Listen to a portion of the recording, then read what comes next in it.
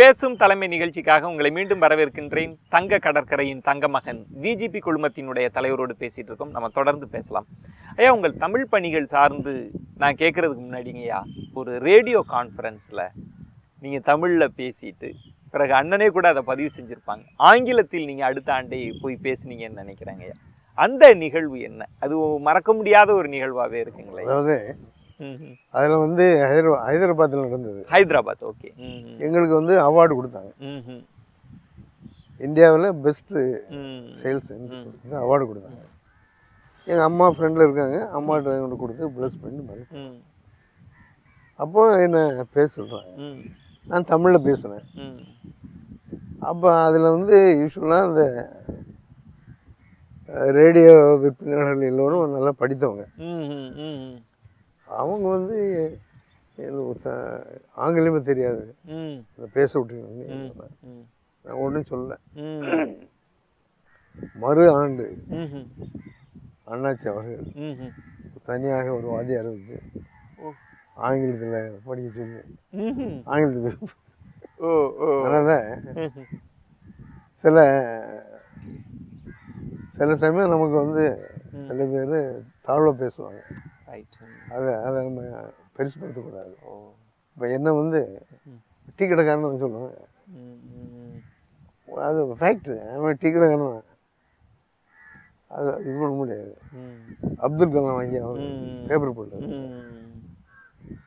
ஆனால் அது இழிவான செயல் இல்லை. உழைக்கணும், உழைப்புக்கு பலன் கிடைக்கும்.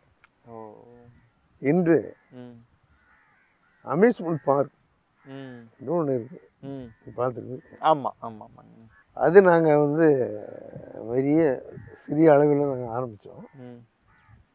அதன் பிறகு அமெரிக்காவை சென்று அமெரிக்கா, இட்டாலி, லண்டன், ஜப்பான் எல்லா நாட்டுக்கும் சென்று அங்கே போய் மிஷின்லாம் வாங்கிட்டு வந்தோம். அம்யூஸ்மெண்ட் பார்க்லாம் இல்லைங்கய்யா, இப்போ அது ரொம்ப அஃபோர்டபுளாக இருக்கா? அது ஒரு சக்ஸஸ்ஃபுல் மாடலாக? ஏன்னா முன்பே இந்தியா போன்ற, அதுவும் தமிழ்நாட்டில் நிறைய ஏழைகள் இருக்கிற மாநிலத்துலலாம் அது சக்ஸஸ்ஃபுல்லாக வராதுன்னெலாம் சொன்னாங்கல்ல, நீங்கள் அதை எப்படி பார்க்குறீங்கய்யா? அப்படி சொல்ல முடியாது. பட் ரொம்ப லாபம் ஜாஸ்தி கிடைக்காது. நிறைய செலவு அந்த இதுக்கு செஞ்சுட்டே இருக்கணும், புதுசு புதுசாக மாற்றணும். ஆமாம் ஆமாம். அதுக்காக நாங்கள் வந்து சில கலை நிகழ்ச்சி அதெல்லாம் பண்ணி ஜனங்களை இருக்கணும். Right right right right right. இல்லை, ஜனங்க வந்தால் தானே கட்டாயமா. ஆமாம் எல்லாத்துக்கும்.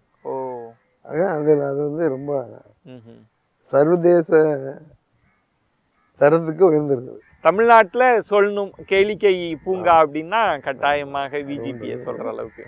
அப்புறம் சுனோ பார்க், அது ஒன்று வச்சிருக்கோம். அது 15,000 சதுரடியில் பெரிய பார்க்கு. அப்படி ஏதாவது நியூ திங்கிங், ஏதாவது புதுசாக இது பண்ணணும். இவ்வளவு தூரம் இந்த பிஸ்னஸ் மாடலுக்குள்ள ஒரு தேநீர் கடையிலிருந்து நீங்கள் பயணப்பட்டு ரியல் எஸ்டேட்டாக இருக்கலாம், ஒரு கடை அமைச்சதாக என்ன பெரிய தேநீர் கடை வச்சுருக்கோம். ஆமாம், நிச்சயமா. அவ்வளவு தூரம் நீங்கள் கடந்து வந்திருந்தாலுங்கய்யா, உங்களோட இன்னொரு புறம் உங்களுடைய ரசனை சார்ந்தும் உங்களுடைய ஈடுபாடு அப்படின்னா உங்களுடைய தமிழ் பணி. அவ்வளவு தூரத்திற்கு நீங்கள் தமிழுக்காக நீங்கள் நிறைய விஷயங்கள் செஞ்சுட்டே இருக்கிறீங்க. அதுவும் தமிழ் மாநிலத்தில் மட்டும் இல்லை, கடல் கடந்து கண்டம் கடந்து பல நாடுகளில் தமிழ் பணி செஞ்சிட்டு இருக்கிறீங்க. என்ன காரணங்க ஐயா தமிழின் மீது இவ்வளவு ஈடுபாடு? உங்கள் பங்களிப்புக்கு என்ன காரணம்? ஒன்று வந்து நம்ம தமிழன், தமிழ்நாடு. இன்னொன்று, ஒவ்வொரு ஆண்டும் நாங்கள் வந்து கவிஞர்கள், கலைஞர்கள், எழுத்தாளர்கள் இவர்களெல்லாம் பரிசு கொடுப்போம். 10,000 ரூபா 15,000 பரிசு கொடுத்து அப்படியே பழக்கப்படுத்தோம். அந்த சமயம் ஒரு முறை விழா நடந்தது. விழா நடக்கும்போது ஆரம்பி அவர்கள் வந்தாங்க. அவங்க வரும்பொழுது தான் விஜிபி உலக தமிழ் சங்கம் என்று ஆரம்பித்தோம். உலக தமிழ் சங்கம் ஆரம்பித்து அதன் மூலமாக பல்வேறு நாடுகள் சென்றோம். ஆனால் அதுக்கு ஒரு மைய கருத்து வேணும். எதை பரப்புறது? அதை நான் பிடித்து கொண்டது வள்ளுவ பெருமாள். வள்ளுவரை பிடித்து கொண்டேன், சரியா பிடித்து கொண்டேன். முதலில் அமெரிக்கா நாட்டில் வச்சேன், பளிங்குக்கல்ல. அப்புறம் மலேசியா, அப்புறம் வந்து ஆஸ்திரேலியா, இப்படி பல நாடுகள் வச்சு போகும்பொழுது இது கவிஞர்கள்லாம் அழைச்சிட்டு போவோம். ம். ஒரு பேக்கேஜ் டூர் மாதிரி போட்டு ரைட் ரைட். அவங்க ஊரையும் பார்க்கணும் அதையும் பார்க்கணும் அந்த மாதிரி போவோம். ம். இந்தியாவிலும் பல இடங்கள்ல ம். சேரம் செங்குட்டும் வந்து ம்ஹும். இமயமலையிலேருந்து கல் எடுத்துகிட்டு வந்தோம். ஆமாம் ஆமாம். ம். அது சரித்திரம். ம். நான் வந்து இங்கேருந்து ம். ஒரு வள்ளூர் சிலையை ம்ஹும். அங்கே எடுத்து கொண்டு வச்சுருக்கேன். ஓ ரிஷிகேஷில் ஓ ஓ. ரிஷிகேஷில் ம்ஹும். கடற்கரை ஓரத்தில் வச்சுருக்கோம். ம்ஹும். முதல் பாண்டிச்சேரியில் ஒரு பெரிய விழா எடுத்தாங்க. ம். அப்போ எடுத்துகிட்டு வரும் பொழுது காரில் வந்துட்டுருக்கேன். எனக்கு வந்து உலகத்தமிழ் சங்க தலைவர்னு பட்டம் கொடுத்துருக்காங்க. ம். அப்போ அண்ணாச்சி இல்லை. ம். நான் வரும்போது ஒரு 13 கவிதை எழுதுவேன். ம். என் கூட அடைக்கலம் என்று ஒரு கவிஞர் வந்தேன். ம். நான் சொல்ல எழுதிட்டு வந்தேன். ம். அது இங்கெல்லாம் கொண்டு வந்தேன், எல்லாம் கேள்வி பண்ணுவேன். ம். அது நம்ம ஆளுங்க பழக்கம் தானே. அண்ணாச்சிங்க வந்து வேறு தொழில் விட்டு அதை பற்றி ஒன்றும் அக்கறை பண்ணல. ம். ஒரு வருஷத்தில் 5263 கவிதை எழுதி ஓ கவி சக்கரவர்த்தி என்று ம். 6 பல்கலை துணைவேந்தர் கொடுத்தாங்க. ம்ஹும். இப்படி இருக்கும் பொழுது டெம்பிள் ஆஃப் வேர்ல்டு பீஸ்ன்னு வச்சுருக்கோம். ம்ஹும். உலக அமைதி ம். ஆலயம். ம். அதன் மூலமாக திருச்சியில் ம்ஹும். சர்வ மத ம். பிரார்த்தனை கூட்டம்னு வச்சோம். ம்.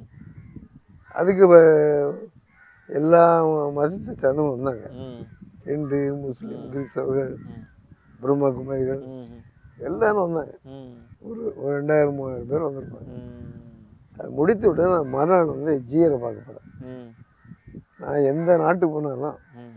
அங்கே இருக்க பெரியவங்களை வந்து ம். பார்க்குறது எனக்கு ஒரு வழக்கம். ம்.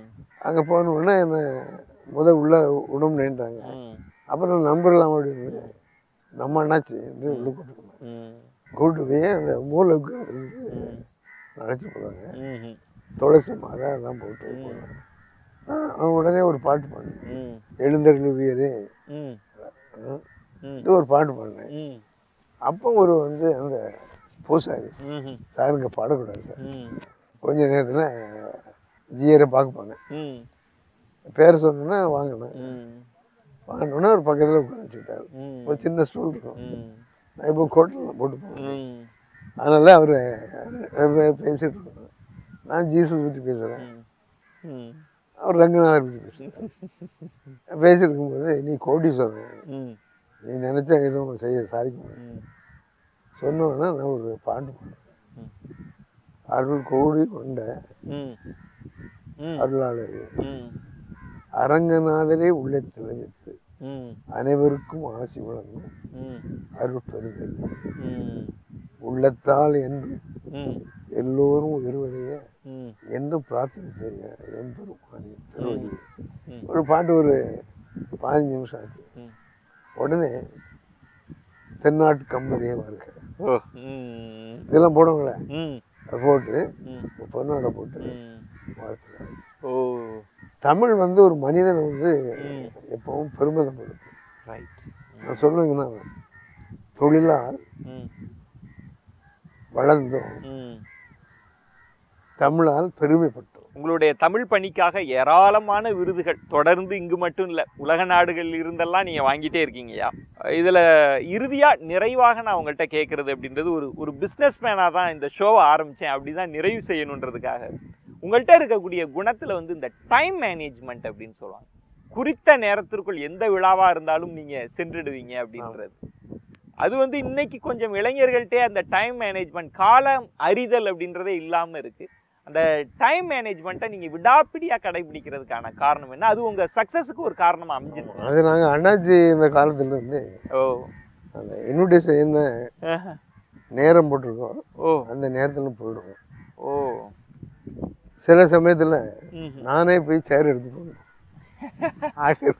ஓ ஓ அந்த டைமை கரெக்டாக வச்சுருப்பேன். அதனால இப்போ நம்மளை கூப்பிடுறவங்களாம் அண்ணாச்சி 6 மணினா 6 மணி வந்துடுவாங்க, ஓ 7 மணினா 7 மணி வந்துடுவாங்க. ஓஹோ ஓ எல்லோரும் நம்ம வந்துடணும். Right right. அந்த இது ஒரு பரவலாக எல்லாரும் செய்யும். அது ஒரு எனக்கு. ம் ம் ம். அப்புறம் தொழிலையும் அப்படி தான். ஆஹும். 8 மணிக்கு ஒரு இடத்துக்கு போனால் ஆ 7:45 இருப்பேன். வெற்றி அடைந்த மனிதனுக்கு என்ன தேவை? விடாமுயற்சி. ம். நம்பிக்கை, ம் என்னால் முடியும். ம் இதெல்லாம் பார்த்து கடைசி பார்த்தா ம் அன்பு தான் வரும். ம் ம் அன்பின் வழியே அறவழின்னு சொல்லுவாங்க. இந்த மாதிரி ம் அன்பாக நீ யார்கிட்ட பேசுறீங்களோ, ரைட்டு. பணிவாக பேசிக்கிட்டு ம் ம் சாதாரண மனிதன் இருந்தாலும் ம் அவனை அணைத்து ம் நம்மளை முடிந்த அளவிற்கு உதவி செய்கிறது, ம் அப்படி அன்பாக பேசுறது. ஓ ஓ அப்படி பேசுறது தான் அன்னைக்கு ம் எந்த நாட்டுக்கு நான் போனாலும் ம் எனக்கு ஒரு பாஸ்போர்ட்டும் விசா போதும். ம் அதான் அப்படி நண்பர்கள் உலகம் முழுவதும் இருக்காங்க. ரைட். அதை நான் கடைப்பிடிச்சிட்டே வரோம். இவ்வளவு தூரம் உங்களுடைய வாழ்க்கை பயணத்துல நீங்க கடந்து வந்த பாதைகள் மட்டுமல்லாம உறவுகளுக்கு நீங்க எந்த அளவுக்கு முக்கியத்துவம் கொடுக்குறீங்க, வாழ்க்கையில வந்து நீங்க கடைபிடிக்கக்கூடிய வேல்யூஸ்னு நிறைய விஷயங்கள் சொன்னீங்க. நிச்சயம் இது பார்க்கக்கூடிய இளைஞர்களுக்கும் பயனுள்ள விதத்துல இருக்கும். பல அவதாரங்கள், கவிஞராக, எழுத்தாளராக, பேச்சாளராக, ஒரு சக்சஸ்ஃபுல் ஒரு தொழில் முனைவோராகலாம் இருக்கிறீங்க. இன்னும் பல வெற்றிகள் உங்களுக்கு சாத்தியமாகட்டும். அதை பேசும் தலைமை சார்பாகவும் நீங்கள் நேசிக்கக்கூடிய தமிழ் மொழி சார்பாகவும் உங்களுக்கு தெரிவித்துக் கொண்டு நெஞ்சம் நிறைந்த நன்றிகளை தெரிவிச்சுக்கிறேன்.